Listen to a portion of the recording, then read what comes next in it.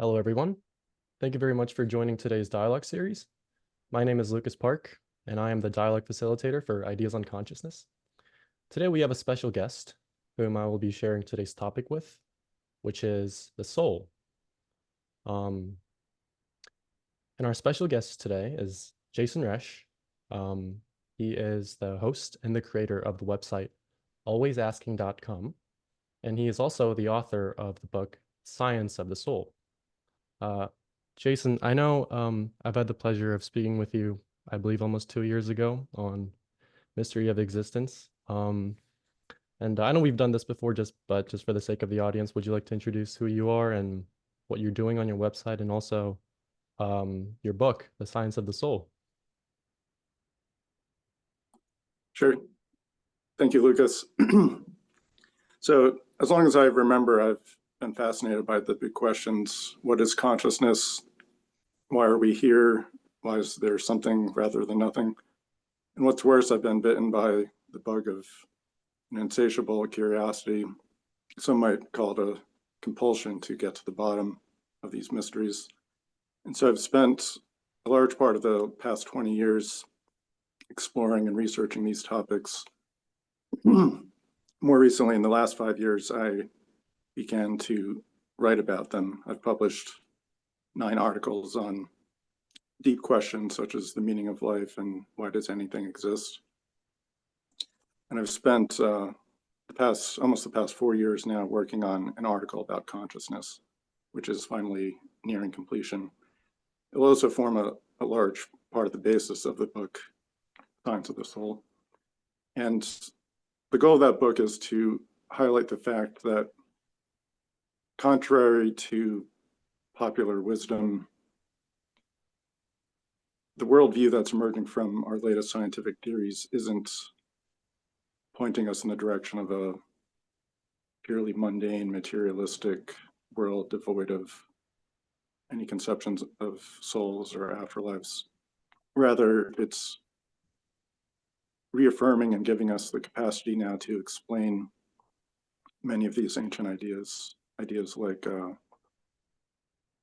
in the immateriality of mind, the possibility for the mind to continue in new bodies and substrates and even in new universes, which I know we'll get to later in this talk, but that's the basic synopsis of the book, is to show that science is providing a quite amazing picture of consciousness and reality and our place in it.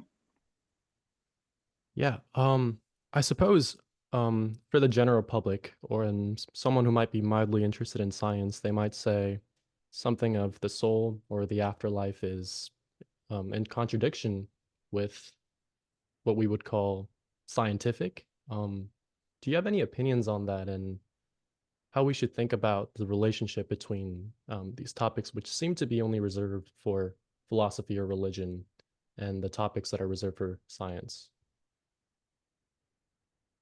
That's a great question. So a lot of people think that there's this fear of religious ideas and science should never touch anything in that area. And then,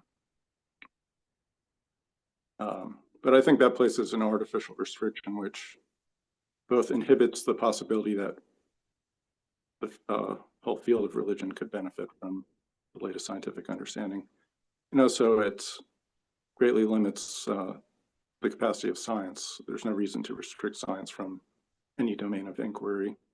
You should follow the theories and see what are they saying, what are they suggesting, even if those implications veer into ideas that we normally think are the exclusive domain of religion. And I don't want to spoil too much of, I know you have a number of questions that will lead me to delve into this, but there are a number of very well accepted scientific theories, which if we take them seriously, it's almost unavoidable that there's much more to reality than we generally suppose. Yeah, definitely. I remember talking about this on our old episode, Mystery of Existence, where we often regard these and I remember this is sort of like a consistent topic in many of your writings where you often mention how we believe that these ultimate questions are something of um, so unrealistic and something that we can never approach in the realms of logic or science. But you actually mentioned in one of your articles that modern science does give somewhat of an answer, or maybe not a complete answer, but at least a pathway in terms of how we can approach these questions. So I think that's very interesting. Um, so since our team actually has a lot of questions regarding your work, we'll actually just dive into those questions right away.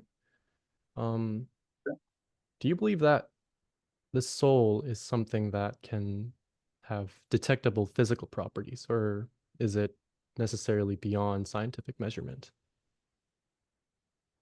Yeah, so I think just to clarify for the audience, it would be extremely helpful if we settle on a common definition of soul, just so that everyone's on the same page. It's Absolutely. with words like soul or God or afterlife, everyone has their own conceptions. I think it would help a lot if I were to provide just a working definition that I'll use for the rest of the conversation. So I think when people think of the word soul, they generally mean it's the core essence of their self, which one cannot lose and still continue to exist. So we all agree that, for example, someone can lose a tooth and uh, remain who they were. One can even lose an arm and still continue to exist. And we might even imagine in the future when, as technology advances, someone could have progressively more and more of their body replaced by artificial organs, such that eventually they get to a point where they have perhaps an entirely or mostly artificial body. Yet the person will still seem like they're there. They won't at any point where they go into an operation emerge and say, oh, my soul is gone because you replaced too much of my kidneys, for example. And in fact, our own metabolism is replacing atoms in our body all the time. So if the material can be replaced and we can still remain who we are, then there's a deeper question of what actually is our core essence that underlies our entire sense of being. And the Greek philosopher Democritus, aside from being the one who invented atoms, proposed an idea that the mind and the soul were one and the same thing. And this continued with Descartes, the first modern philosopher who defined the soul as mind. And I think that this idea makes a lot of sense in equating the mind or one's consciousness as the core essence of who they are. You can't forever lose your consciousness and say that you still exist in any meaningful sense. It's having consciousness that really is what makes one a being, what separates being a being from an inanimate object or some automaton. It's the capacity for conscious feelings that make us objects of moral value and concern. And it's our consciousness that we hope will survive in any notion of an afterlife. So unless there's any big objection, I suggest that we use Democritus's definition of the word soul and taking it to mean the same thing as one's mind. And I just think having that common definition will aid in our conversation. Certainly. Um, so you raised the problem, can we detect souls, or under this new definition, can we detect minds? And this is a famous problem in philosophy called the problem of other minds, which is there any way to physically or scientifically detect or determine the presence of another conscious mind? And you notice it's still a difficult problem whether we call it a mind or a soul. This isn't easy for science because science is all about what can be empirically measured and seen. But when science is entirely based on empirical observations, we quickly run into this problem where I can only see the world through my eyes, never anyone else's. So even if I were to, for example, subject you to an MRI machine, and I can see, and I can confirm, yes, there's brain activity here. What I'm measuring is just, from my point of view, just objective third-person descriptions of material activity. I'm not actually seeing your consciousness. I'm just seeing brain activity. So I think science alone can't tackle this problem of other minds, but that's not to say it's hopeless, only that we need to use, in conjunction with empirical observation, some tools from philosophy. In particular, we need to settle on a theory in philosophy of mind, because different theories will give us different clues for what we should be looking for to confirm the presence of the mind. Now, some theories in philosophy of mind, for example, epiphenomenalism, would say that consciousness has no physical effects and therefore can't be physically measured. So if someone subscribed to epiphenomenalism, the answer would be no, consciousness cannot be detected because it has no effects in the universe. But epiphenomenalism is a largely abandoned theory. In my opinion, thought experiments have shown it to be a self-refuting idea, and many of its foremost proponents have since repudiated it. So in nearly all the major theories of consciousness that remain today, including functionalism, physicalism, and to a lesser extent, dualism, consciousness is taken to be something that has effects in the world. And if it has effects in the world, then in principle, it can be measured, as its absence would lead to different physical states than we would see if it were present. So by using philosophy to first settle on a theory of consciousness, if it's a theory that says consciousness has effects on the world, which most of which do, then in principle, the conscious mind can be detected, and that as it would have measurable effect on the physical world.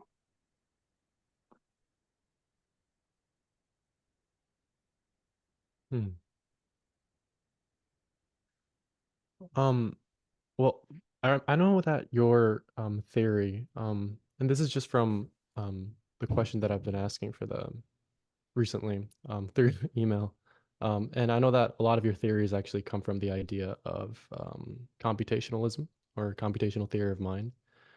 I'm not exactly familiar with the theory myself, but is there any specific reason why you're sort of more drawn, or I remember you phrasing it as it's currently the most accurate theory that we have as of now, and the theory of consciousness. Do you have any particular reasons as to why you believe that way? So just to give a brief history of the philosophy of mind in the past century. So I would say a lot of it, so prior to Darwin's theory of evolution, it was very easy to believe that the soul was a divinely created supernatural thing, because even our bodies had no scientific explanation. You would see a human body and you'd say, well, this is so complex, God must have created it.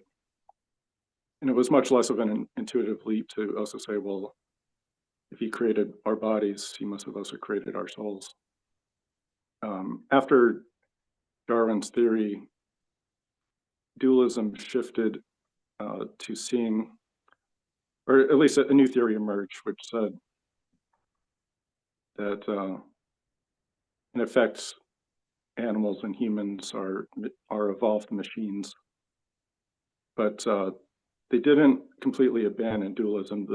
The first offshoot of that was a theory called epiphenomenalism, which held that consciousness was still something independent of the physical world, but they said it because the whole universe operated by basically clockwork, like Newtonian mechanics. that there was no room for consciousness to have any effects. Really, it was the superfluous thing. That began to shift in the 1950s, where materialism took hold, and the first instances of materialism that basically that conscious states were nothing beyond particular brain states.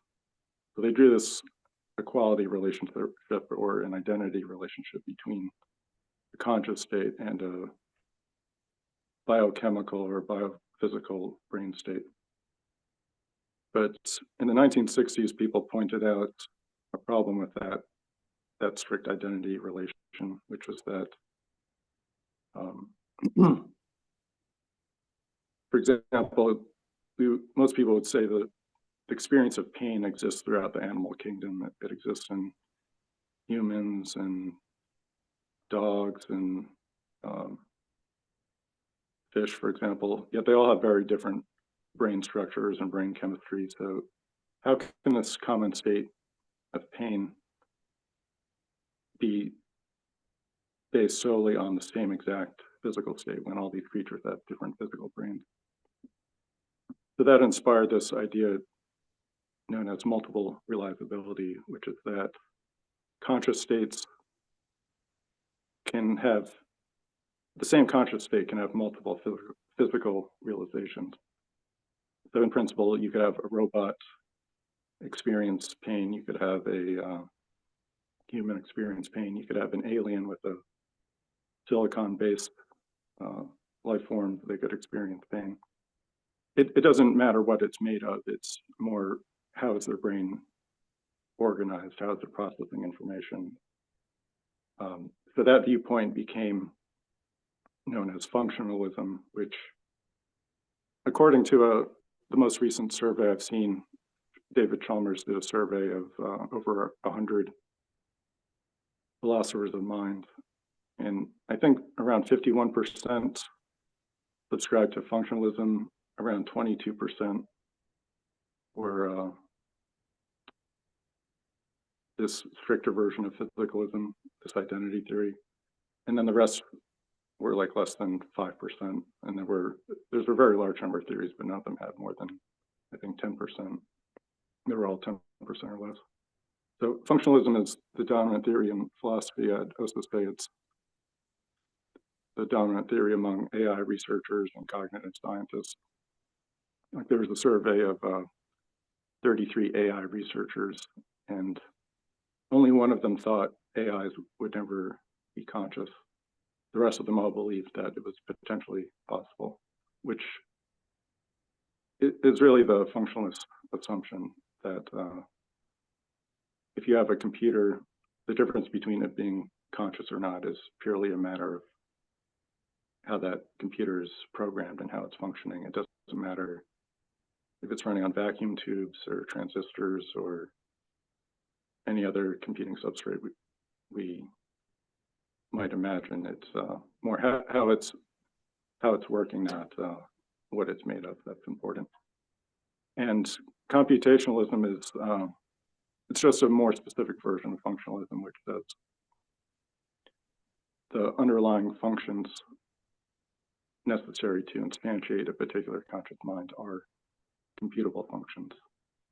And the evidence from that comes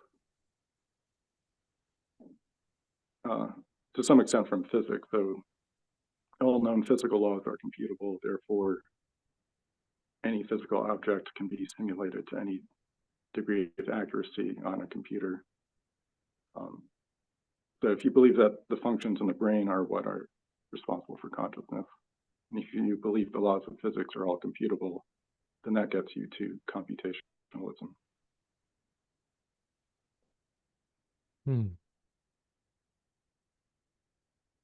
But it's a fairly recent, well, at least over the long span of history, it's one of the more recent theories, but it emerged in the 1960s with a paper by Hilary Putnam. Interesting. So regarding how we think about the soul traditionally, and I know you provided us with the definition And I also want to mention some of the properties that we often think of regarding the soul, such as how it's immaterial, it's indestructible, it can transmigrate, and all those things. How would you think, and I mean, personally speaking, whenever I first came across some of these terms, I think um, a lot, and I've mentioned this previously that, well, there's no way that this can be sort of this can coexist with what we know of as science. And do you believe that this can just there's something that we're not seeing, perhaps something that we believe that it to be very metaphysical or detached from scientific reality, but it's just a phenomenon that we're sort of regarding as metaphysical slash religious, whereas it actually has a very deep scientific connection between those properties of the soul and some of the things that you mentioned. But I think it's, as I say on my website, for example, I think between when a theory is first proposed and when its implications are fully absorbed into public awareness can take easily 100 years or more. For example, it took around 100 years from the time Copernicus's book about the Earth going around the sun was published until it became widely accepted by the public at large. So to me, it's not a surprise that, for example, a modern theory of consciousness like functionalism, which right now is around 60 or 65 years old, the implications of that theory aren't fully absorbed by the general public and even by most scientists. Uh, Today, especially, scientists are so specialized into their subfields, they may not be aware of the latest breakthroughs in other fields. So, for example, um, if functionalism or computationalism has all these implications that radically transform our conception of consciousness, that's not necessarily immediately going to be appreciated by most people. And I think I see that as one of the purposes of my website and book, is to make these ideas more widely known, because uh, not only are they astonishing, but I think it bridges a lot of what people see as a divide between religion and science, or between materialism and spirituality. So you asked, is there any time, is there any way that these traditional notions of a soul that's immaterial, indestructible, can transmigrate, resurrect, reincarnate? Is there any way to recover anything of that notion and frame it into our scientific worldview? And I think, to most people's surprise, the answer is yes. Now that will surprise a lot of scientists, and it will surprise a lot of people who come from those traditional um, religious backgrounds.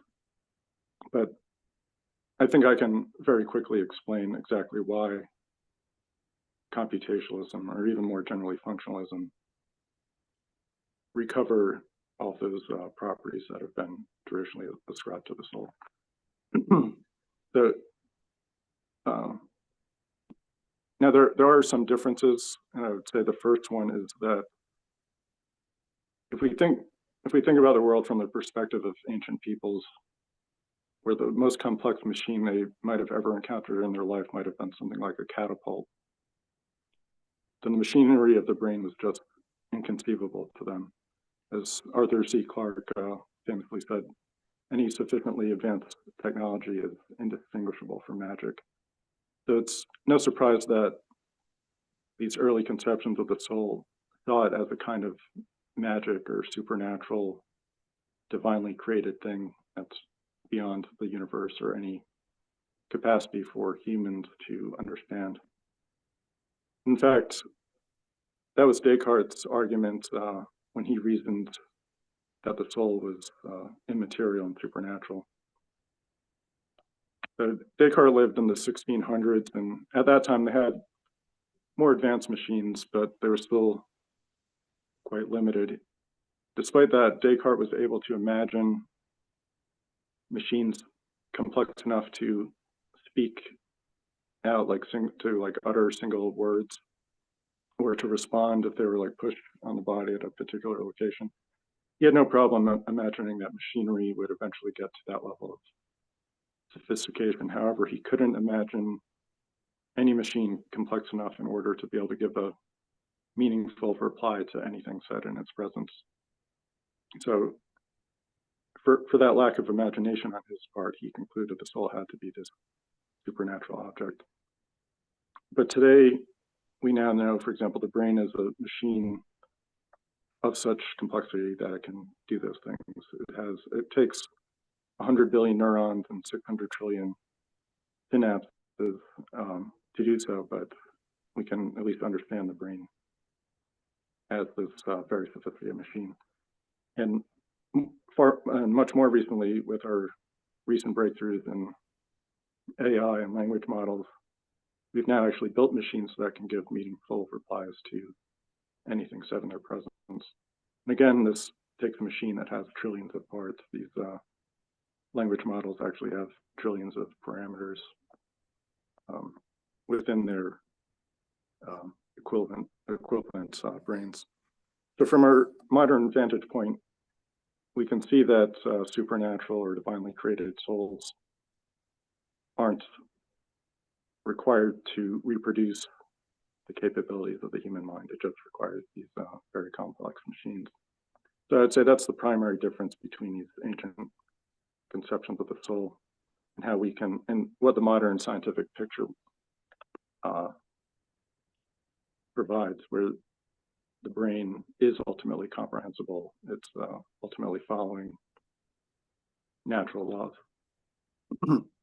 Now, despite that one difference, I'd say a huge number of similarities remain between the ancient conception of the soul and what I see as emerging from the modern scientific picture. So for example, and this is what I find most interesting, is that rather than dismiss the soul, science is actually now reaffirming many of these properties and capabilities that were traditionally ascribed to the soul by these ancient traditions.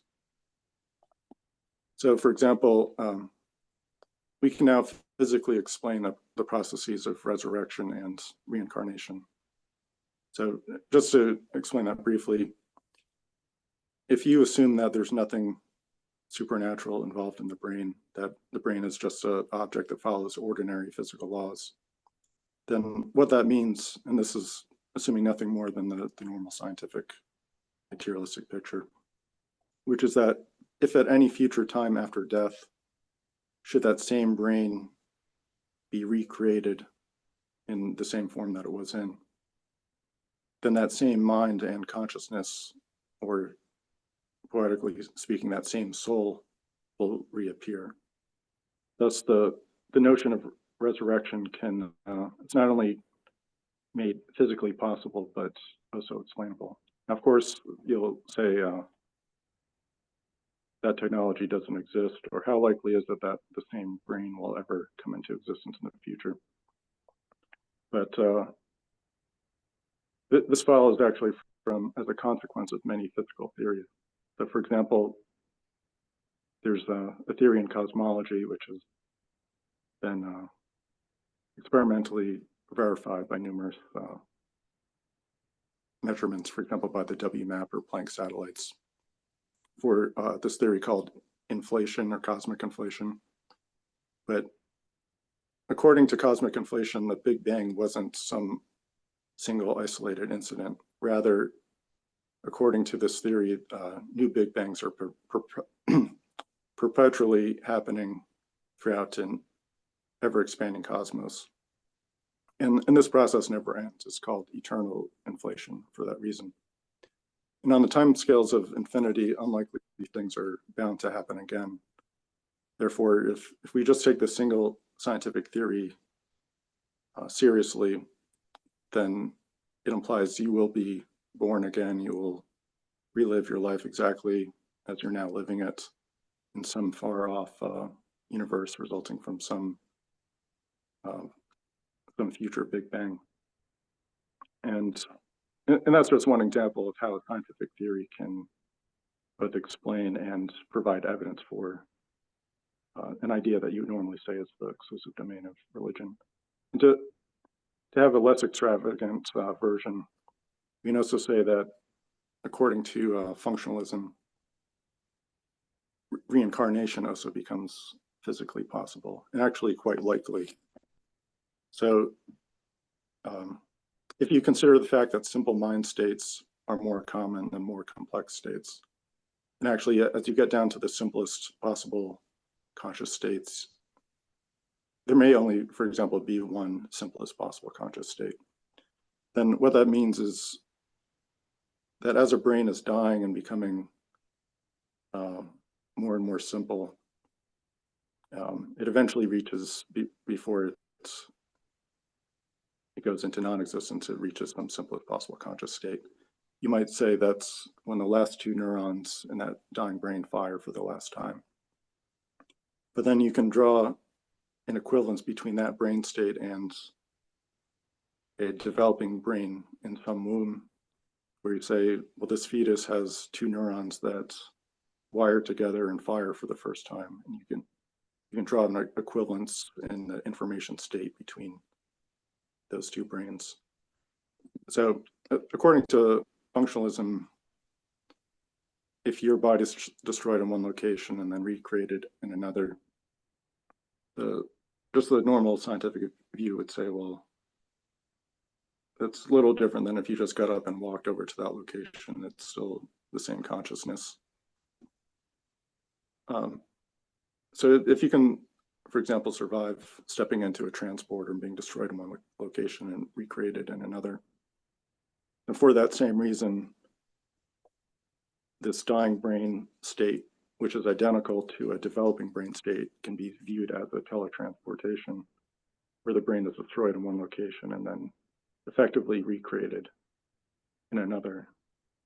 So if there's any continuation of consciousness, it could be through these very simple states where the dying brain equals a developing brain.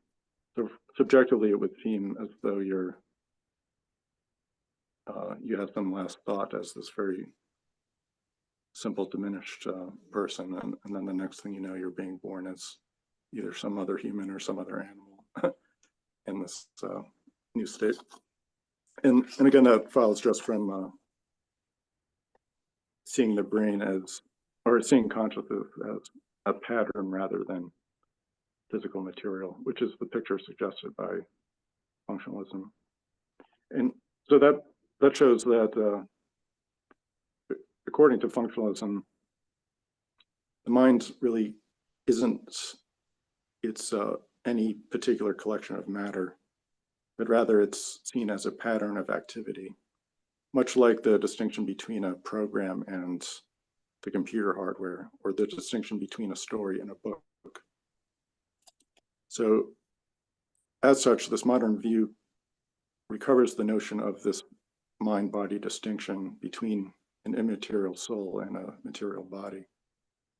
So if whatever, I don't know what your favorite book is, but you can think of just the abstract information pattern of the words in that book as being the story, which is independent of the pages that it happens to be printed on. You can destroy that copy of the book, but the story can live on in either other copies of the book and your memories. And even if all copies of the book on Earth were destroyed, it always has the potential to be kind of rediscovered and rewritten by someone else in the future.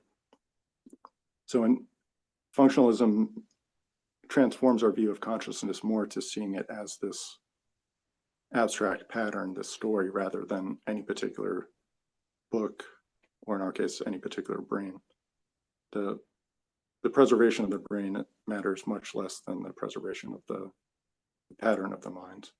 And I'd say many physicists and scientists would back that up. They believe in, for example, the potential future technology of uploading their minds into a computer. That's a view that's justified only by kind of these modern scientific theories like functionalism but that really brings home the fact that your consciousness is more in the pattern of the information rather than in any particular collection of atoms. And then free will, for example, is, I think you mentioned, I'd say seeing the mind as a very complex machine actually restores a notion of free will. So that in the traditional view, I would say that most people try to define, when they try to define free will, they define it in a way that is contradictory, if not, well, paradoxical, if not a complete contradiction. They want free will to both not be random, but also not be deterministic.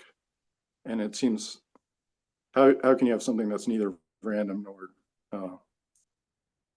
nor predictable? But if you take the view of functionalism seriously, it actually shows you why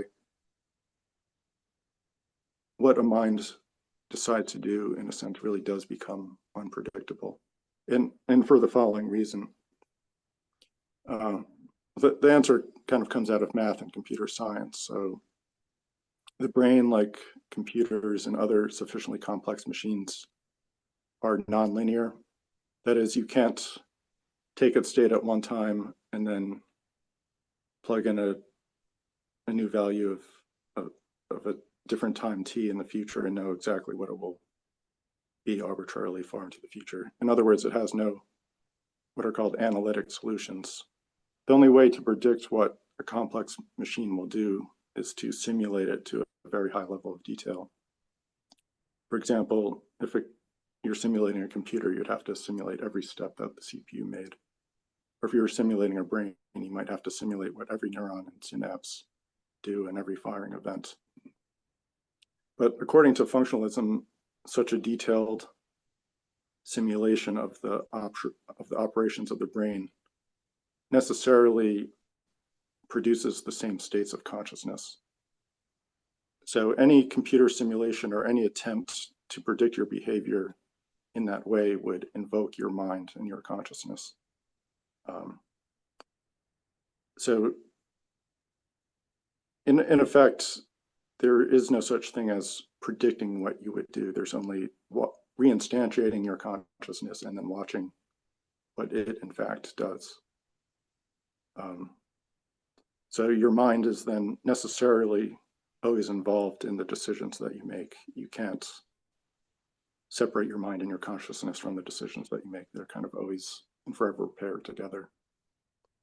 So even though the mind and the brain operate entirely deterministically, you can't figure out what it's going to do until you actually see it play out and do what it does. So just to kind of, and then you mentioned transmigration, or transcending the universe, or traveling to other points of existence. So this will delve slightly into another topic of philosophy known as ontology, which concerns what exists and what's real. And while we have a number of theories that say there are multiple universes, that's still, I'd say, a speculative science. However, if we just for the purposes of this argument say that there are in fact other physical universes, perhaps with different particles or forces or altogether different laws, what functionalism, and in particular computationalism, tell us is that your conscious state in principle can be recovered in any universe in which it's possible to build a computer. So what this means, for example, is that if there's some other universe, even if their laws are completely different from ours, like even if their space-time is 5-dimensional instead of our 4-dimensional space-time, or even if they don't have any electrons or protons in their universe, if it's possible for them to build a computer in their universe, then in principle they could simulate our universe, or for example, they might run a smaller simulation of just the planet Earth and all the people on it. So they could use their simulation to kind of peer in on our universe, see what everyone does. And they could even if they chose to intervene in the simulation, they could, for example, they could pluck a person out of the simulation and maybe build a body, a physical, like robot body in their universe and put your mind into it. And then effectively your conscious mind would have left this physical universe, and now you find yourself in this completely alien physical universe with 5 dimensions. And this is possible, and we at least know it's possible if you assume computationalism. So because all computers are equivalent in the programs they can run, it doesn't matter what they're made of. Any computer can run any program. And if conscious states are only particular computational states, then in any universe that can build a computer, they can instantiate any observer's conscious state, regardless of what universe you would consider them native to be in. So you're probably wondering, well, what's the practical significance of this? And it actually leads to some quite fantastic possibilities where if, for example, you imagine some universes might not have the same limitations our universe has. So in our universe, energy can be, or like matter and energy can be neither created nor destroyed. And we're heading towards this eventual heat death of the universe. But you could imagine other universes might have some possibility of unlimited energy. Maybe there's some way they have of creating new matter, and they can just do this indefinitely and never run out of energy. So in such a universe, in principle, their computational resources are infinite. And you could imagine whatever beings or super intelligences might arise in that universe would have the power to simulate any other universe or even all other universes using their infinite computational resources. And if they so chose, if they were benevolent, they're definitely in a position to help someone if, for example, they encounter a being in their universe that's suffering and maybe it dies. They would have the power to take that being which they discovered in their simulation and then transplant it into a simulation of their own design where maybe they provide a happy afterlife for that being. And in a way, this could provides kind of a solution to the problem of evil. So you ask, well, why do bad things happen? If there are all these different causally isolated universes, then these super intelligences can't really change what's already happening or what's already happened in these other universes. They can rediscover these universes and find out what's happening in them, but they can't really produce any change in those universes because they're independent, causally isolated systems. However, they can still provide afterlives for beings that they encounter within those simulations. So that at least is a picture of kind of transmigrations of souls and souls transcending their physical universe and traveling to other universes, which can now, for the first time, I think, be explained rationally and scientifically, not as some supernatural process, but just through the process of computation and simulation.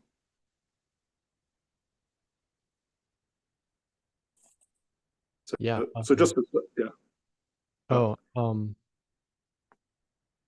well, I mean, I just do have a lot of questions and comments, just going over very broad top, just a very large question. Well, I just want to say, like, a lot of these stuff that you mentioned are very futuristic. It's kind of difficult to sort of imagine that. It is this concept in whatever field it may be, it actually is applicable to this scientific field. I think that's fascinating. I remember a lot of the things that you mentioned. I remember reading some of those stuff from the article that you wrote. I believe it was "Is There Life After Death?" Um, Mhm. and I think it's kind of fascinating how like all these topics overlap, and there were some of the topics that you've mentioned that I had thought about. Like for instance, um, you mentioned how if the end state of this one brain is equivalent to the starting state of this another brain, that essentially, you know, I suppose represents resurrection in some way, given that um, you accept functionalism. Um, and these sort of thought experiments have been demonstrated through other means, like such as um, just paradoxes involving infinity. Like, I want to know, like, is this an effect that's just um is it I suppose I want to ask, is it inevitable due to the nature of infinity, or is it sort of built into this universe, almost like it's just one of the properties of consciousness?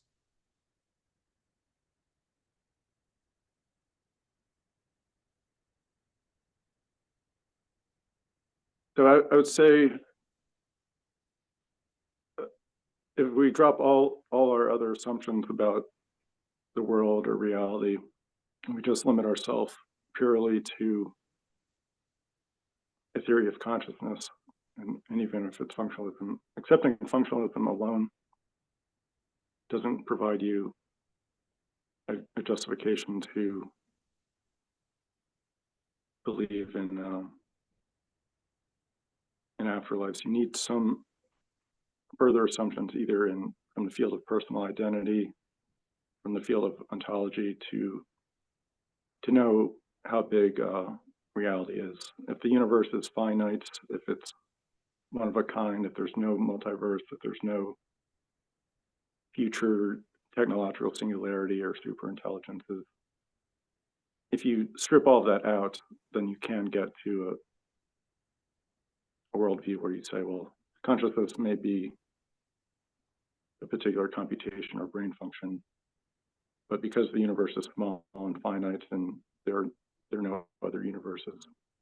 If you restrict your worldview in such a way, then I would say that paints a picture which is quite similar to the normal materialist assumption, where, well, you'll have one life, you'll live, and then when you die, that'll be the end.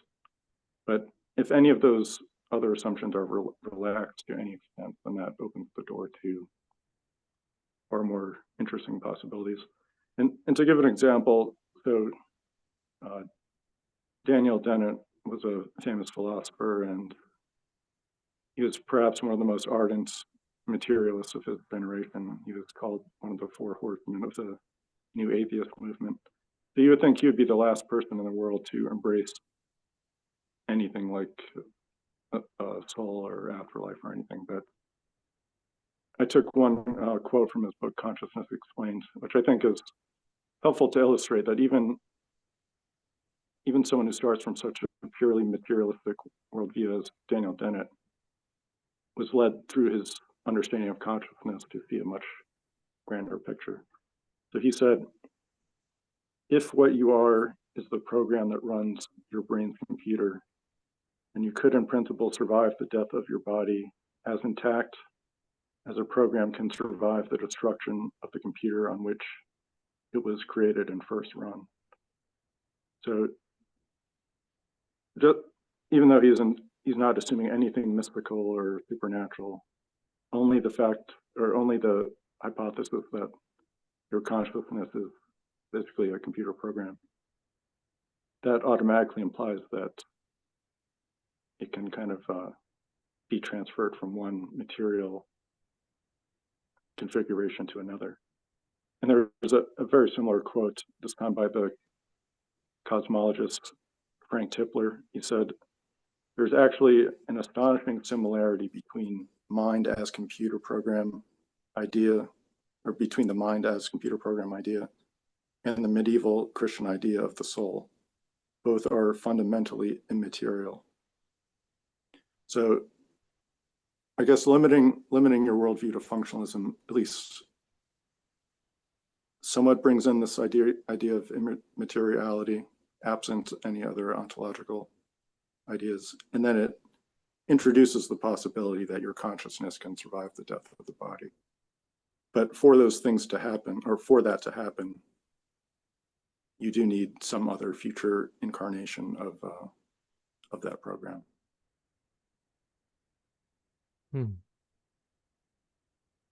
Interesting. I do have more questions on some of the things that you've mentioned, but I suppose we can pick that up by moving on to another question, maybe. I know all of Okay. these topics are pretty much connected, so Yep. um, so currently, I'm taking a class on Leibniz, and we're sort of just going over this topic of his monadology and his theory on the soul and etc.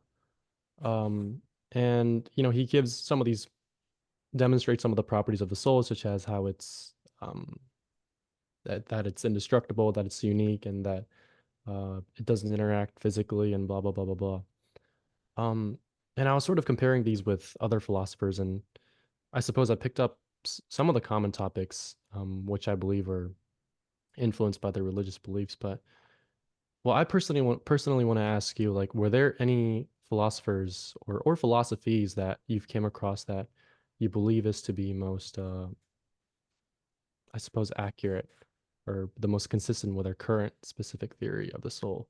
And I also want to hear what you have to say about Leibniz, just because I'm taking the class. So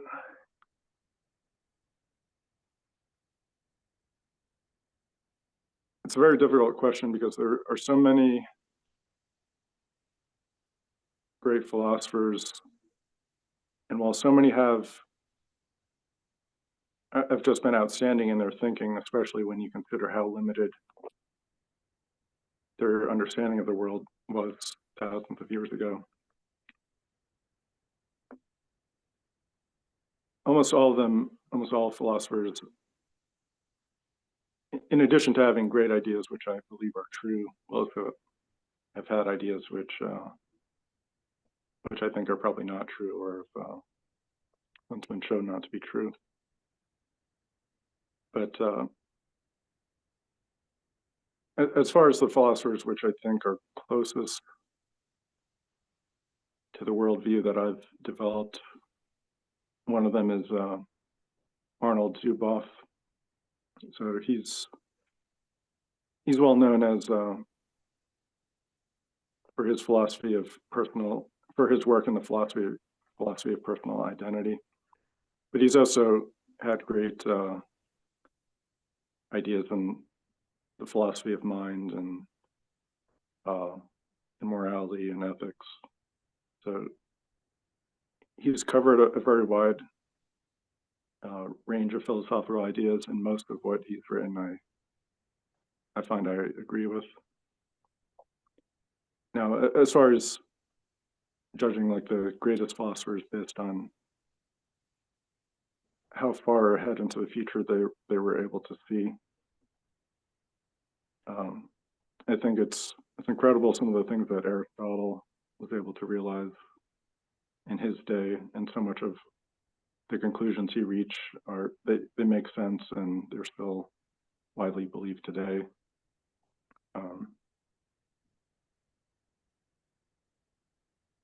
As far as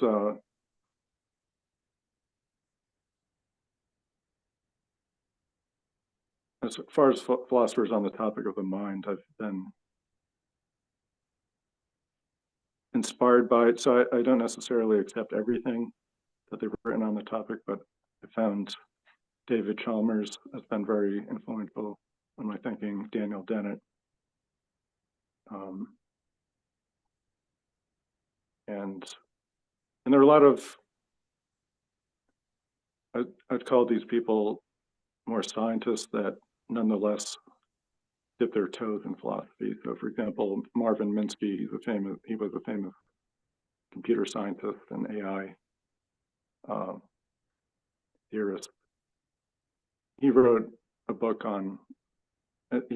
a book and many articles about the mind, which I think are very insightful. So it's very difficult for me to name any one person, but as to the topic of Leibniz, he's so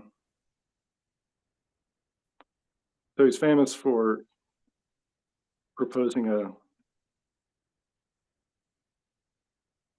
some would call it a version of dualism. I know other people object to that because it really comes down to almost every theory in philosophy of mind can be framed as dualism in the sense that there's always the material world and there's the mental world, and you're trying to reconcile the two.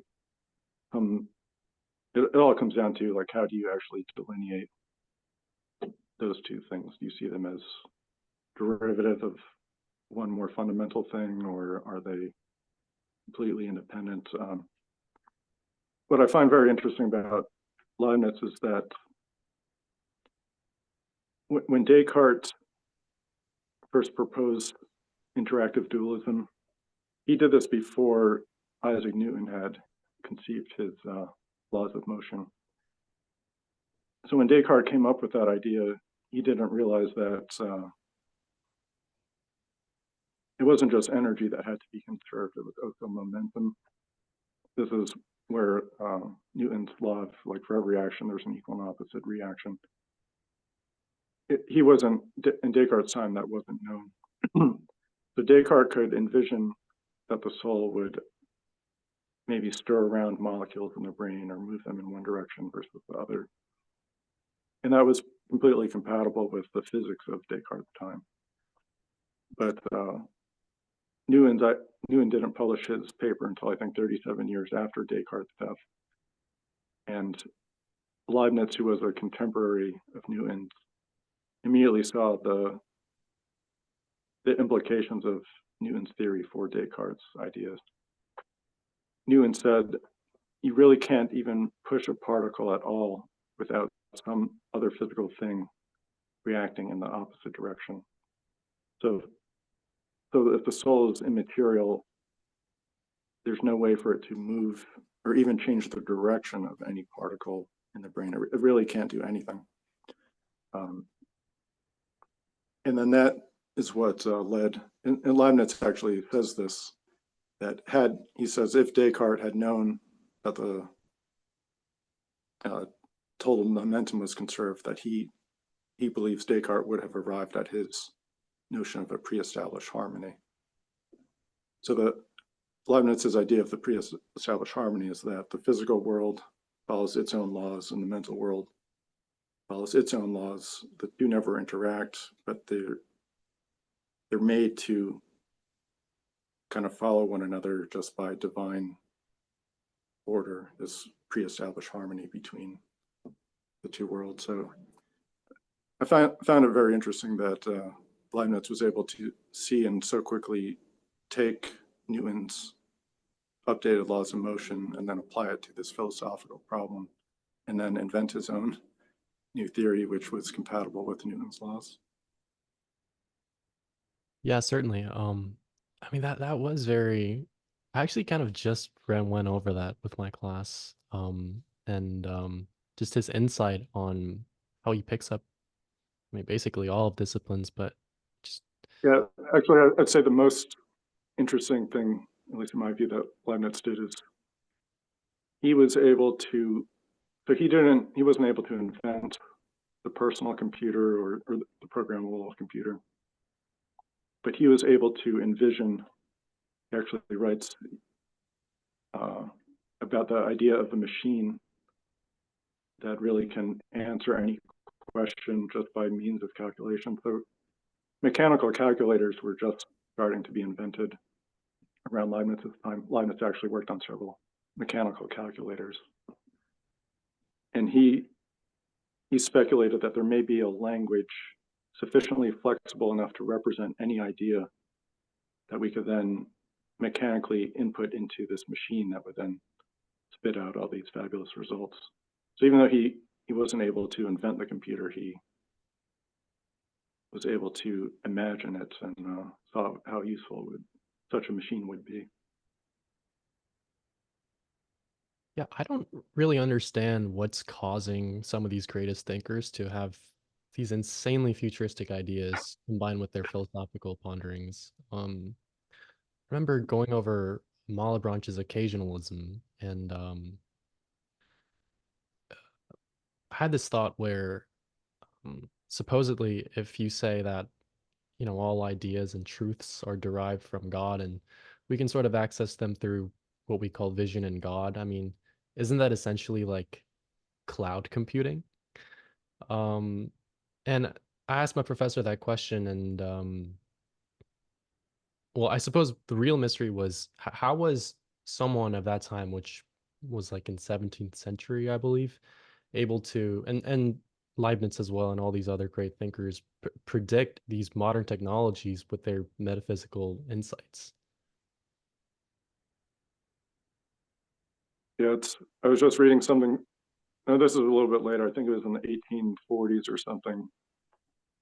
But someone made a comment about how they said machines have advanced so much in the past 1,000 years that imagine where they will be in the next 2 million years. And shouldn't we just nip the whole matter in the bud right now? So they were able to kind of foresee that if machines keep evolving, because they're evolving so much faster than biological evolution, that they would eventually surpass us. And shouldn't we just stop what we're doing now and prevent this technology from overtaking us? Yeah. I mean, just looking back at looking back at the history, I kind of wonder, I mean, are there any thinkers that we think of as of now, think of as of now where their metaphysical ponderings seemed so unrealistic, but perhaps there's going to be another technology within the next hundred years where it is indeed applicable to the real world. But yeah, it's Well, fascinating. what's interesting is that I think only a few, I'm trying to remember when this paper was published. I think it was in the late 90s or maybe early 2000s. But they worked out just based on the laws of physics, like the fundamental constants, like the strength of gravity and the speed of light. It's possible to calculate the ultimate physical limits of computing technology. So even though we're hundreds of years away from realizing this technology, just with our present understanding of the laws of physics, we can say exactly what's the best possible, densest information storage medium, or what's the fastest physically possible CPU for the amount of math that you have. We can work out in how much energy will is the most efficient possible computer that erases this many bits. All these things have basically been worked out. Some of them were, I think, solved in the 1960s. But these technologies are, so even assuming technology continues to double every 18 months, I think we won't reach this ultimate physical limits of technology for another 90 doublings, which at 18 months per doubling means still like 150 years away, thereabouts. So in a sense, we're anticipating technology of hundreds of years from now, how good it can be, even though we're so many orders of magnitude. I think 10 to the 30, our computers are only 10 to the 30th away from what they ultimately could be. So in a way, we are able to kind of presage where technology ultimately could get. But we know a lot more today than Leibniz or his contemporaries knew. So I'd say their achievements are even more impressive. Regarding the soul's possibility to be either created or destroyed, I want to ask you, must the existence of the soul imply the existence of the afterlife? So um, I think we touched on this a little bit. So even from the perspective of religions, the answer is not necessarily. So for example, in even like the ancient Egyptian religion, the idea of the soul was very important in ancient Egypt. But they believed that after you die, there would be this weighing of the heart to see were you worthy of having an afterlife or not. And if you were judged to not be worthy, then your heart would be eaten, which would destroy your soul, and then therefore you would cease to be. So even with, I'd say, in some religions that have an idea of the soul, they don't necessarily have the idea of an afterlife. However, that said, there are a surprising number of scientific theories that, if accepted, automatically imply an afterlife. So I mentioned eternal inflation as one of those examples.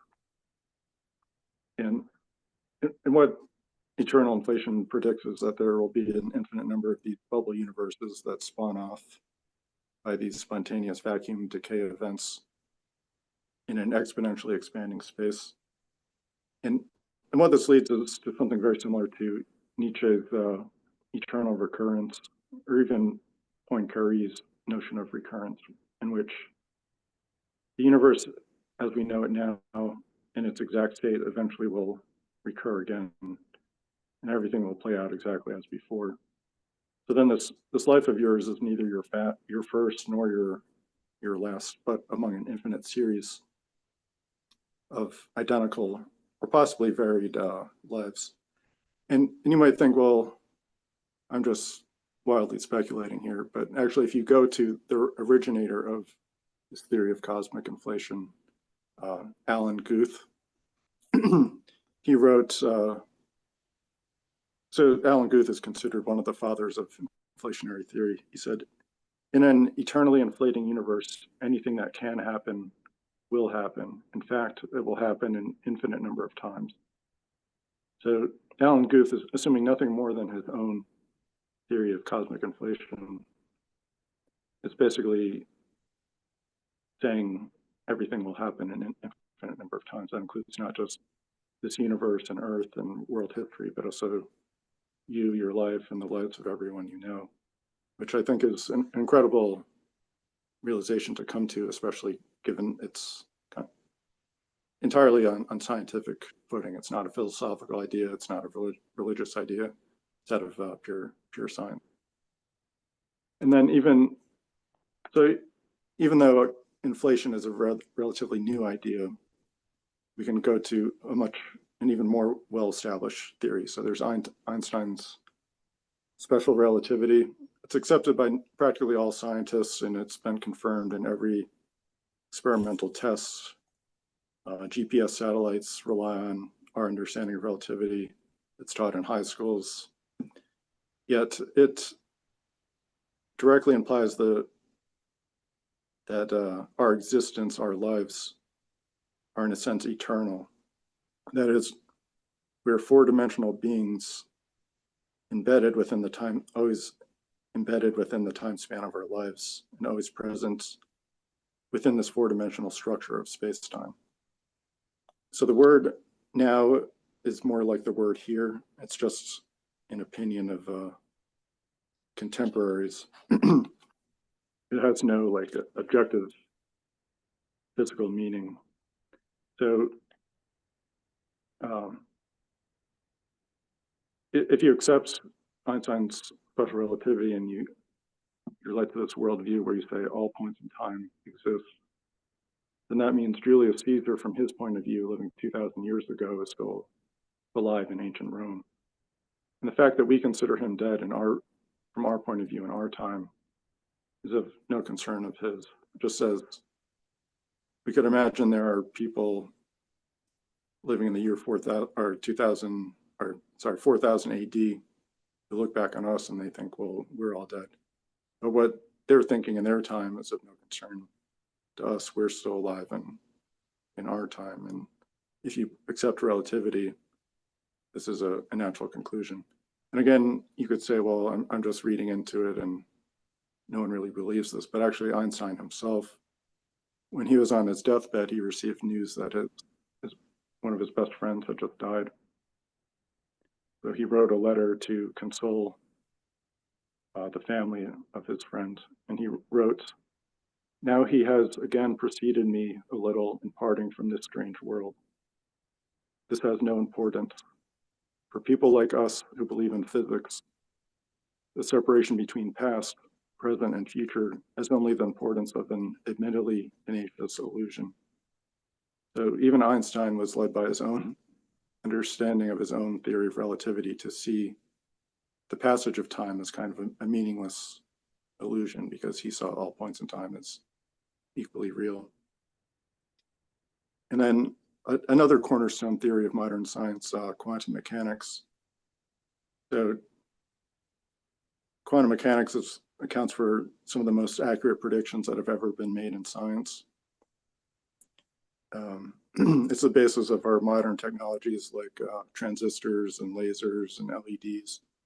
So much of our modern infrastructure is based on, or it's built on these technologies which derive from our theory of quantum mechanics. But quantum mechanics also has strange, or some see it as a strange implication, that of a multiverse where everything that can happen does happen in its own branched off parallel history of the universe. And you might think, well, that's interesting, but I don't see how that affects any notion of souls or afterlife. But what this idea means is that from your own point of view, you cannot die, because there's always some branch of possibility where you continue to survive. And the originator of this multiverse understanding, the first one to understand that quantum mechanics implied a multiverse, was Hugh Everett. And again, Everett himself understood this kind of implication of immortality that emerged from his physical theory. So Everett's friend and colleague, Keith Lynch, wrote, "Everett firmly believed that his many worlds theory guaranteed him immortality. His consciousness, he argued, is bound at each branching to follow whatever path does not lead to death, and so on ad infinitum." So none of these scientific theories are, we don't even need to postulate anything about future technologies to kind of get a radically different view of the world and what paths our consciousness might take. If we do accept the possibilities of future technologies, for example, the rise of AI superintelligence in the future, the so-called technological singularity or simulation hypothesis, these all lead to the possibility, again, of these technologies in principle could resurrect people of the past or people from other simulated universes, or you and I might already be in such a simulation, and then when we die within the simulation, we find we've awoken to a completely new life, where maybe we have the memories of having lived countless lives before, and we're surrounded by people we've known for eons, other travelers in this virtual space who are really just exploring the unlimited space of imagination made accessible through simulation and virtual reality. So Nick Bostrom, he was a famous philosopher who introduced the idea of the simulation argument. He wasn't shy of speculating what that could mean. He said, "An afterlife in a different simulation, or at a different level of reality after death in the simulation, would be a real possibility. It's even conceivable that the simulators might reward or punish their simulated creatures based on how they behave, perhaps according to familiar moral or religious norms." So he's almost conceiving that who's ever behind the simulation could effectively act like a god that could grant you afterlives, or perhaps even punish you for misdeeds you committed in life, which it's kind of off the topic of consciousness and more delving into theology, but I think that again shows how what began as scientific theories are increasingly encroaching on what were previously seen as the exclusive sphere of religion.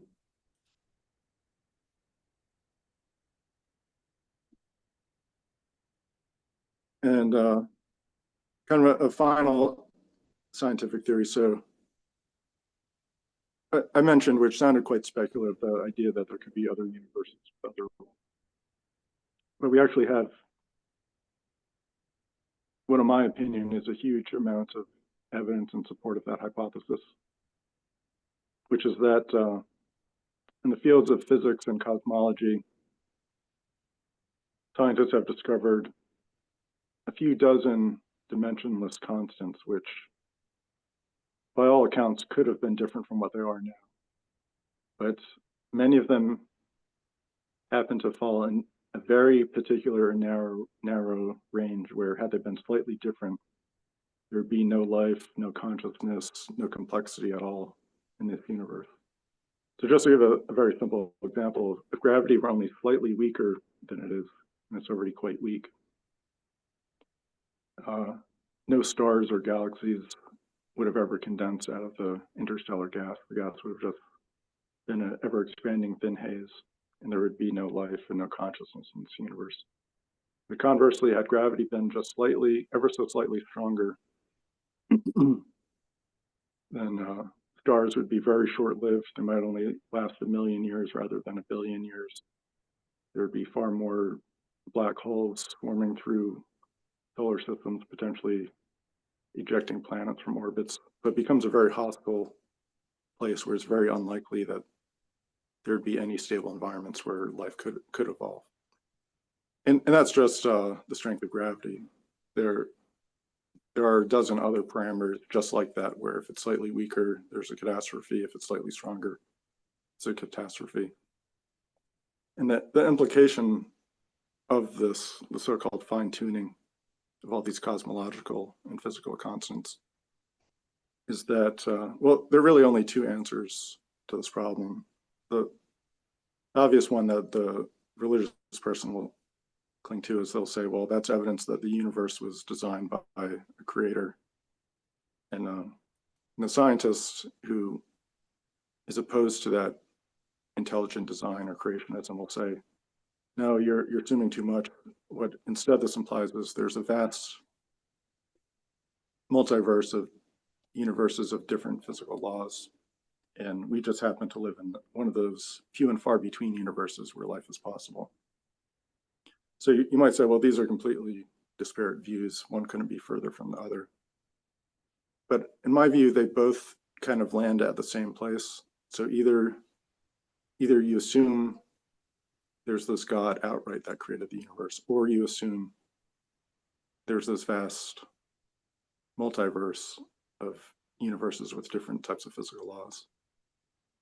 And if there is this vast collection of universes with different laws, some of those universes will allow life of greater complexity, of more sophistication, maybe of unbounded computational resources compared to our own universe. And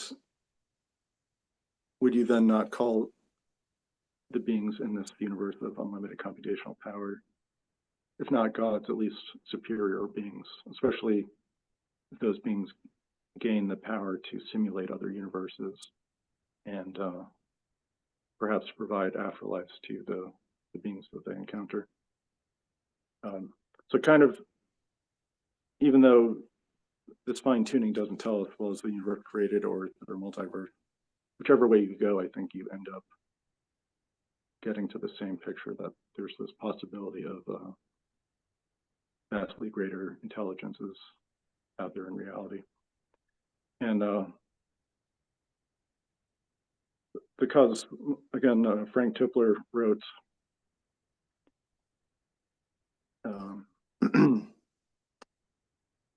that the body and memory collection could be set in any simulated background environment at the omega point wish. So he calls this kind of ultimate intelligence the omega point.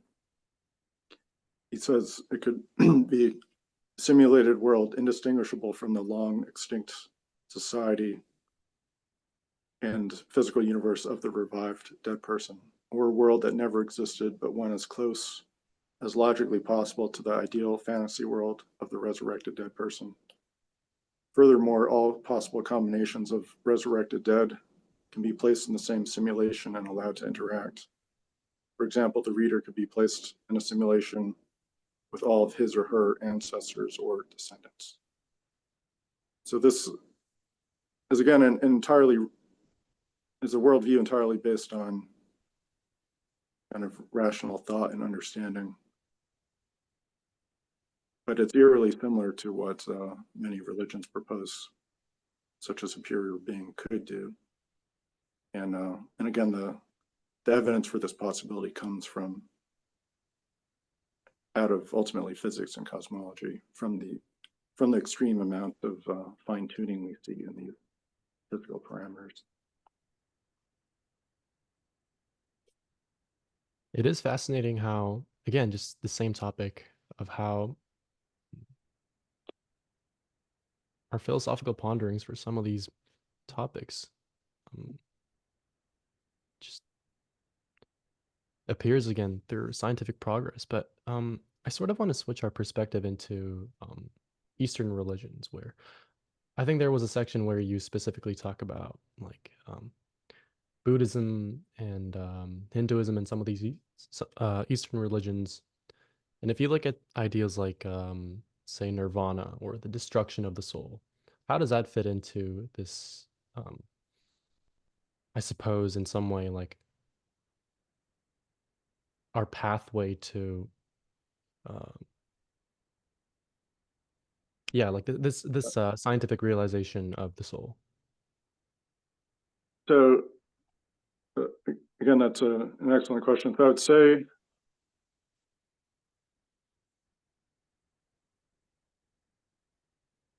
so there are a couple of different schools of Buddhist thought, and one that I'm thinking of, well, actually both in Buddhism and in Hinduism, there's this notion of samsara, which is this perpetual cycle of reincarnation, where you're constantly being born into a material world as some animal or human. You're in this never-ending cycle, which ultimately you're trying to free yourself from. And I can see that picture can be justified in this completely rational worldview, where you say, well, I've given several examples of how your consciousness could continue. Maybe it continues by entering a very simple state at death, and then it continues in the body of a new animal or human, in some developing fetus. Or maybe you wake up and you find, well, I've been in this simulation, and I'm this being who's lived for maybe billions of years, and I've experienced millions of lives.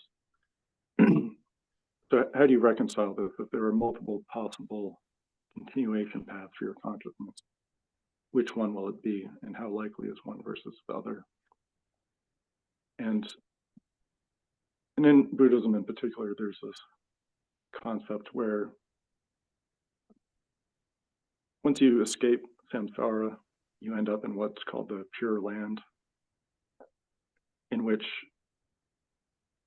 you've broken free or out of the perpetual cycle of reincarnation. However, they say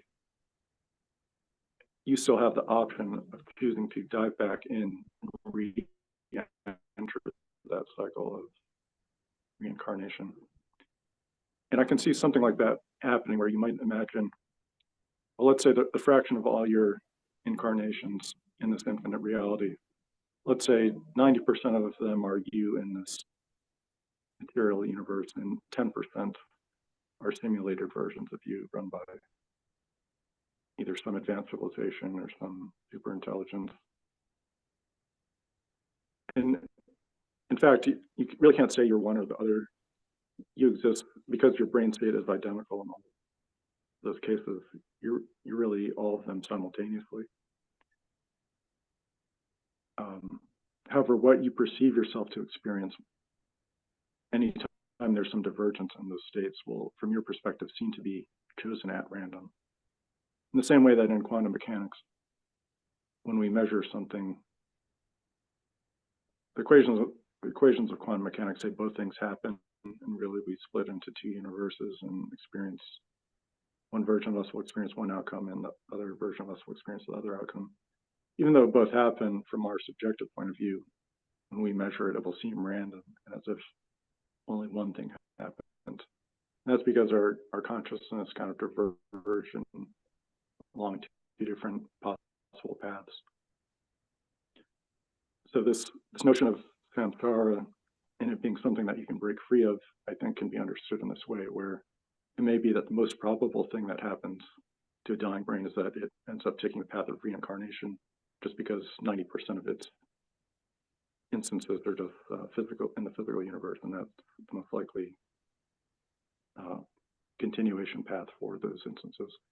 But if some smaller fraction, let's say 10%, are in simulations, well, then you could also say at the point of death, you have a 90% chance of reincarnating from your point of view, but also a 10% chance of awakening in this world where you're effectively like a spiritual being. You're just consciousness living in a computer effectively, and you can choose any life that you want, and you're free to remain in that realm as long as you want. But you always have the option, well, I want to experience the material world again. And again, Buddhism actually describes this. It says you can awaken to this pure land, but you always have the option to re-enter samsara. So I think that's a great question, and I think there's a way you can kind of describe that in entirely rational terms, and it's not opposed to anything we've talked about. Is that it actually follows out as a conclusion if you say, well, there are all these things that could happen, and if the universe is infinite, they all will happen. But from our own internal point of view, we always find ourselves only experiencing one thing seemingly at random, even though they're all happening in the greater reality. And as for Hinduism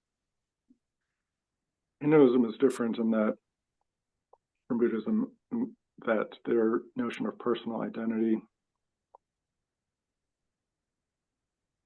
is quite different, but it's actually one that I think is scientifically supported. Now, we didn't really dive into the topic of personal identity, but it is very closely related to all these questions about survival. So, for example, even though you might, you would commonly see this objection where someone can say, well, sure, you can scan my brain and upload my brain into a computer, and that might be the same information pattern, but that's not me, that's just a copy. And how do you address this issue? Is that actually a separate copy, or is that you in there? Are you experiencing that? And how do you even define you? This all comes down to it's the prime concern of the field of personal identity, which is a discipline within philosophy. And in short, there are three main theories of personal identity. One which is very close to the Buddhistic view, which says you aren't this like continuous sequence of experience. You're just a single thought moment. That's all you ever are or will be. It's kind of this atomistic view of personal identity, which says like you aren't even continuous in time. You're just kind of forever stuck as a single thought forever. That's kind of this theory in Buddhism called the no self theory, or anatta. And that is very closely related to this theory of personal identity called empty individualism. There's also the more conventional view of personal identity is called closed individualism, which says you're either the physical continuation of some body or you're the psychological continuation of some mind. That's what most people just kind of unquestionably assume. Most people just never have a reason to question that. But then there's a Buddhistic view, which sees kind of a oneness of all consciousness, of all conscious beings. And you see this as Buddhism has these great sayings, and one of them is that says that Atman, which is basically all consciousness, is Brahman, which is all of reality. And then it concludes by saying, you are that, you are all of consciousness and all of reality. And I think that's very similar to this third class of theory called open individualism. So it's remarkable that these kind of modern theories of personal identity so quickly mirror ideas we find in Buddhism and Hinduism. And then I'd say the conventional view is similar to religions that haven't adopted reincarnation. So the Abrahamic religions, which say, well, you have a single life, and according to how you conduct that life, you'll be judged. So it's very clear that in assuming the personal identity as being kind of this tied to your bodily or psychological continuity, whereas Buddhism, it takes this other view where you're a thought moment, and Hinduism takes this more expansive view that you are everyone. And I'm not sure how to explain how that happened historically, but it's fascinating to think about.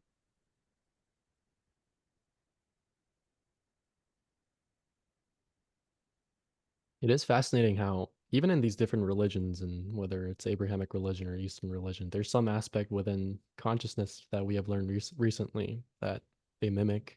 Um, I want to ask you, whether it's consciousness or the soul, um, could that imply some form of universal purpose? And and that's the question of could it? And also, if it does exist, what would that purpose be?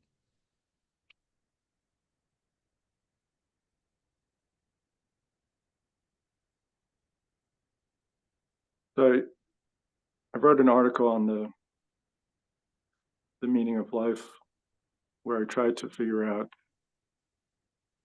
is there any scientific or rational justification for there being any kind of singular or universal purpose? And the closest I got to concluding anything there was in realizing that anything of any value ultimately derives from states of consciousness. So anything that people say is good or anything that people say is bad ultimately is good or bad depending on how it impacts conscious beings and their thoughts and feelings. There's really nothing. So to see this more clearly, if you imagine that there was never any conscious life in this universe,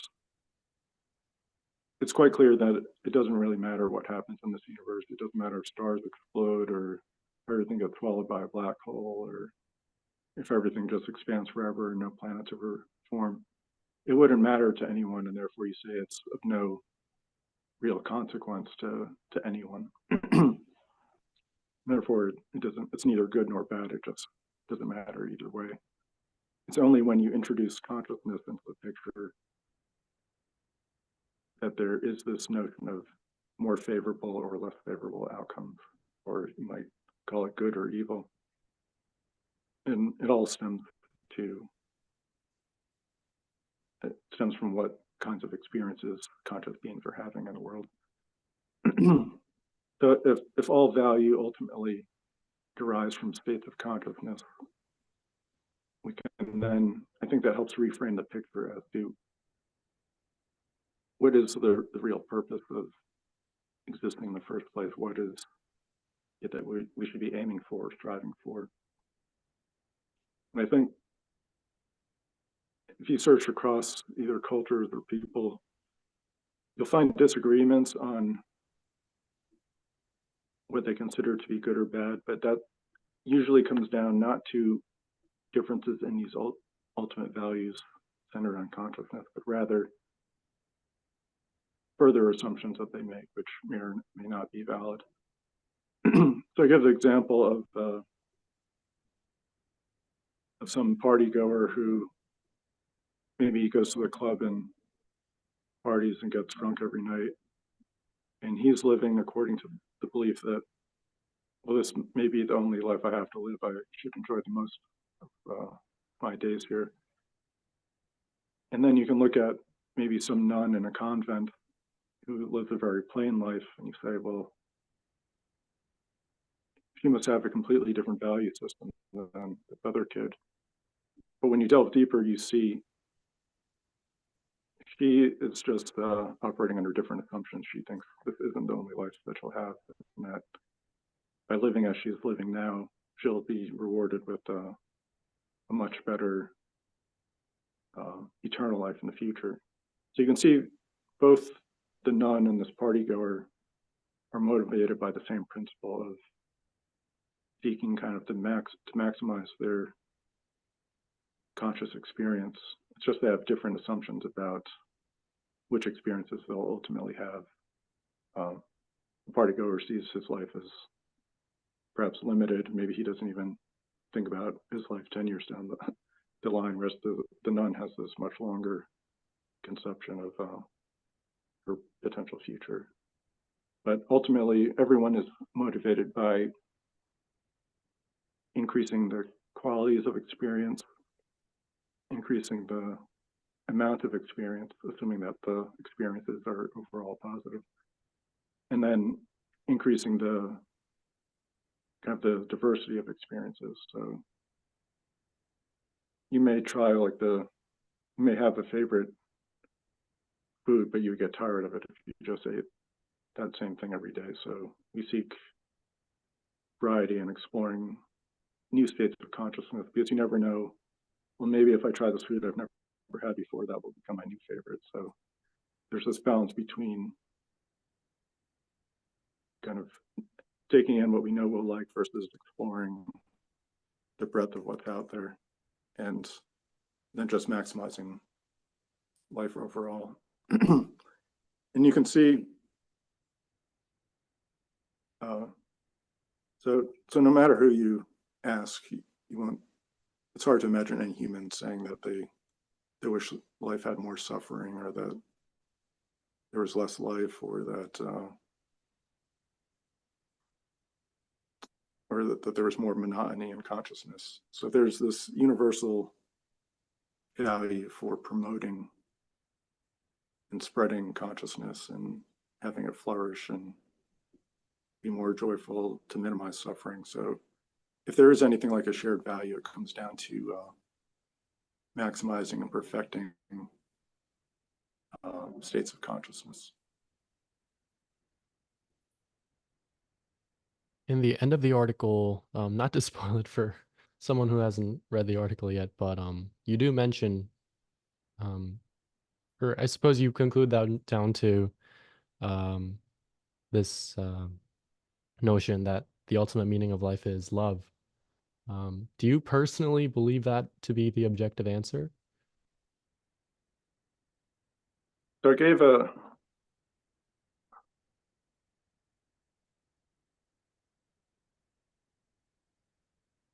I define love in a specific way in terms of improving things both for others and for yourself. So it doesn't necessarily have to be a sacrificial love where you put everyone ahead of you. It also doesn't need to be, and probably shouldn't be, entirely self-focused, although as long as you aren't harming others, there's not necessarily a downside to improving your own states of consciousness. So that'd be expressing love for yourself, but love generally applied to anyone think really is just seeking what's best for them. Um, and that stems out of this view that we all want our state of consciousness to be improved uh, in all those ways that I identified. So that to the extent that you can help others realize those other states of consciousness, if you can save their life, well, that gives them more consciousness. If you can prepare a meal for them that they've never had, well, you've increased their diversity of experiences. Um, if they're sick or in pain and you help treat them, well, you've reduced their suffering and increased their happiness. So love is, I think, a more than any other word, kind of encapsulates all those promotions of good for other conscious beings, or including yourself and others, just generally improving states of consciousness for all conscious beings. So I guess to answer your question, yes, but I personally believe that, but with the caveat that I define it in a specific way. Of course. I want to bring our conversation back to the soul and specifically about the animals. Should we expect different species to have different kinds of souls? And how might we interpret that?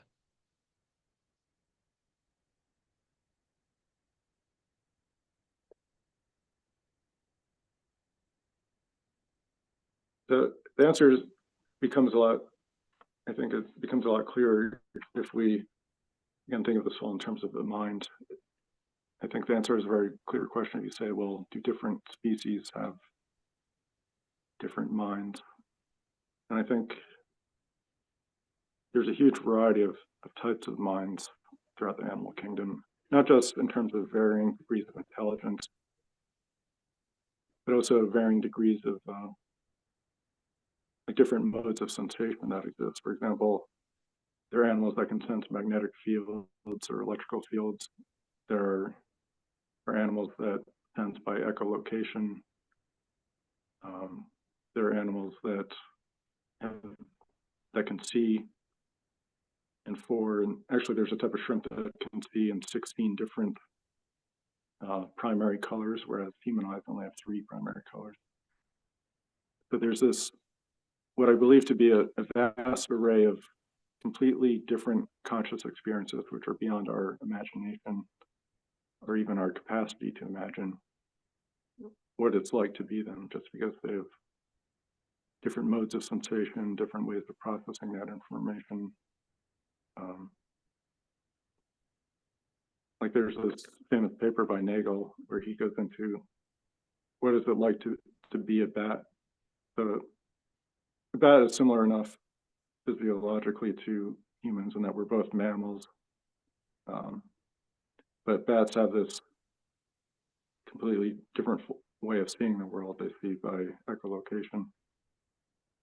So when they're in a room and they bounce sound waves off of different objects, do they see anything like colors, or do they experience textures like a hard surface that reflects sound well maybe would look different from some soft surface that the reflected sound comes back more muffled? And it's really something that is you can only really understand or appreciate what that conscious sensation would be like if in fact you were that other being. There's no way to really communicate what that is. And so much of what it is to have a conscious experience is based on having a particular brain in a particular state.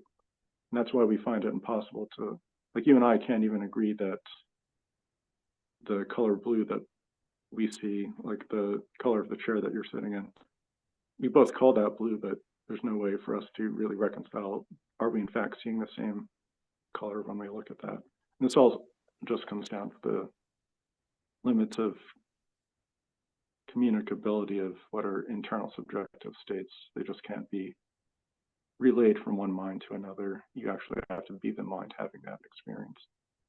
So when we think about different animals, I think in a sense they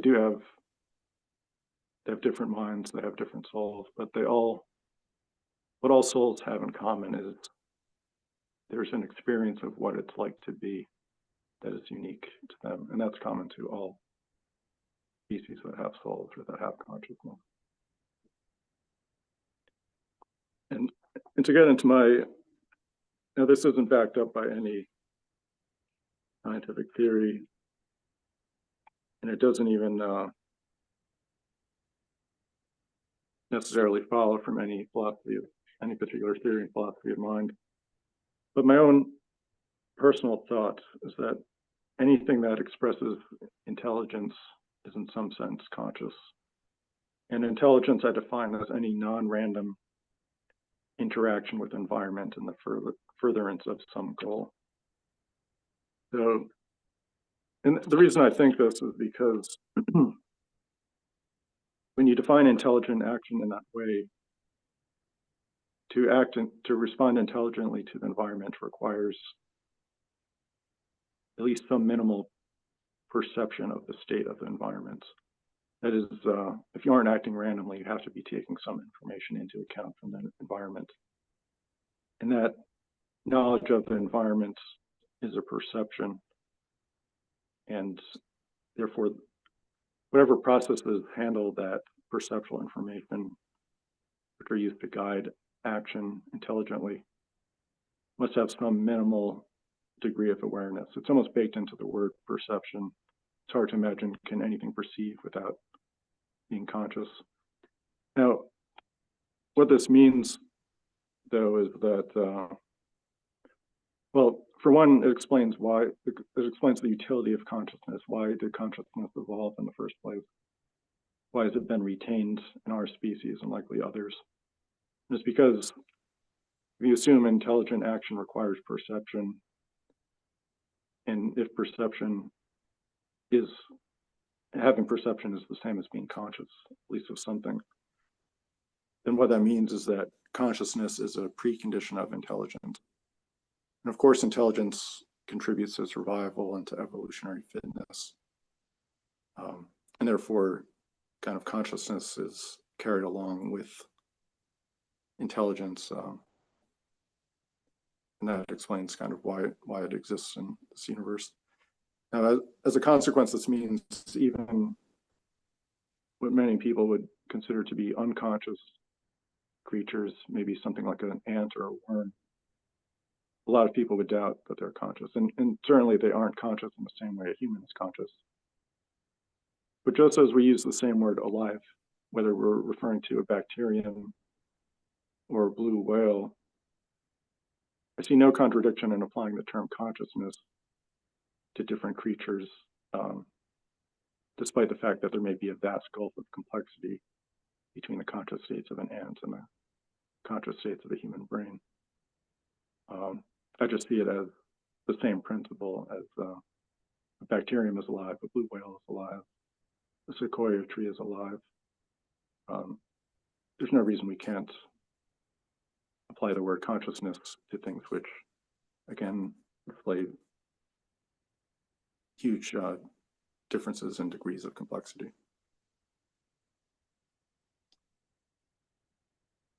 Yeah, this was actually one of the most requested questions that we've received, and part of that is because, well, me personally, I know we've shared this conversation before, but it seems as though when you're ensouled with something, where you have this concept of consciousness, where there's this perception that you know what it's like to be something. Not only is it very difficult to imagine what it's like to be a non-human, it's also seems impossible to be conceived or be born as a non-human, just given the number of non-humans. I'm also taking this entomology class where we recently learned that there are close to 10 trillion, or was it 10 trillion? 10 quintillion, excuse me, 10 quintillion insects in total. And that compared to the number of population is just infinitesimally small. So I want to ask you, how might we think about this non-human consciousness and why am I not an ant? Yeah, I think there's actually, if not an article, there's a section of a book. I'm not sure if I mentioned it to you in the past, which actually asks the question, why am I not an ant? And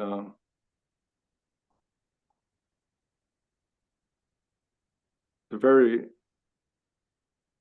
hard question to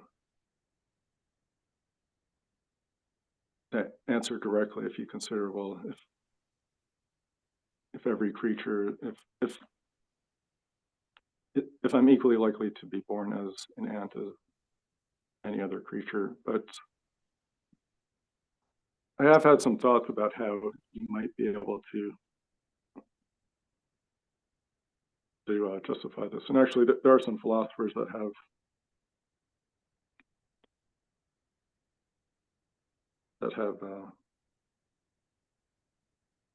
different thoughts on this. But just to give an example of how it might balance out, you could also say,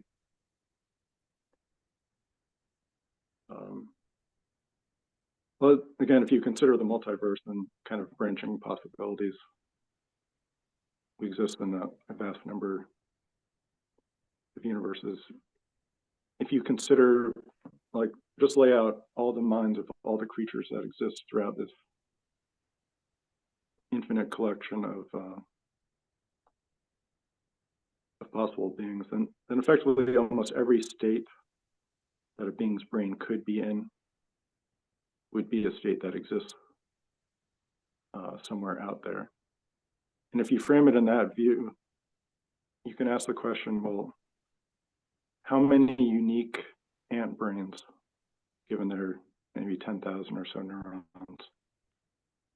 are there compared to how many unique human brains, given their 100 billion some neurons? And even though the numbers are vast in both cases, like you might get to the power of 10,000 possible ant brains of just all the states that their neurons could be in and firing or not firing. But then you get 2 to the 100 billion possible human brains that are out there. So if you view it in terms of how many actually unique conscious states are out there, then the human brain ends up dwarfing by huge numbers all simpler beings with simpler brains. Even though there are far more ants in reality, at least by counting the ones that are on the planet, if you count unique ant brain states, that number is far smaller than the number of unique brain states. And in this view, I think this distinction was raised by the philosopher I mentioned, Arnold Zuboff. And he came up with this term unificationism versus duplicationism. This concerns the idea.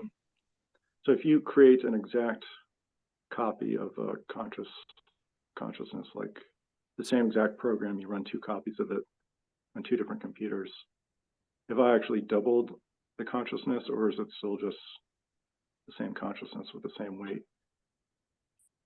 Zuboff says that the view that you've just run the same thing and that you haven't really created more consciousness, he calls that unificationism. Nick Bostrom took the alternate view. He says, well, if you run it twice, you've created twice the consciousness. He calls that duplicationism. If you take the unificationism view, then the fact that there are quintillions of more ants in these same smaller number of states wouldn't actually contribute any more to their weight once you've exhausted the set of all possible ant brain states. Because the number of all human brain states across the multiverse would just be vastly greater in terms of the unique conscious states. Does that make sense? Yes. I don't know if I mean, I think I have to do a little more reading on the philosophical, I'll probably get I don't exactly know what the title was. What was it again? It was, I don't remember the titles, but if you search for Arnold Zuboff and or Nick Bostrom with the words unificationism, okay. you should find the references. Yeah, I should probably do the reading on that. Yeah. Now, I don't know if he talks specifically about the probabilities of being one of these vastly more common species or not, but that does kind of fall out as an implication if you assume that there's this vast reality. As someone who's been doing this for quite literally your whole life, do you have any final comments or advice to the members of Ideas on Consciousness and the audience?